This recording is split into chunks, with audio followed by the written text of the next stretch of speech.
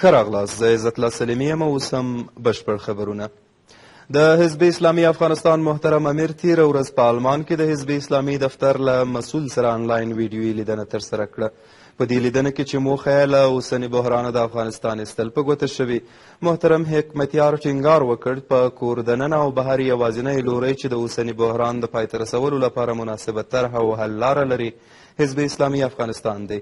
محترم حکمتیار همداراز زیاته کړه په افغانستان کې ائتلافي حکومتونه د اوسني درد دوا نه دي او په ټوله نړۍ کې یې ښه نتیجه نه ده ورکړې او هغه اشخاص چې د ائتلافي حکومت غوښتنه کوي تیر 20 کلونه د امریکا او له هغه وړاندې د شوروي اتحاد په خدمت کې ول. د دغې آنلاین کتنې په پای کې د حزب اسلامي افغانستان محترم امیر او د دغه حزب د جرمني څانګې غړو یو وار بیا د افغانانو پر وحدت ټینګار وکړ.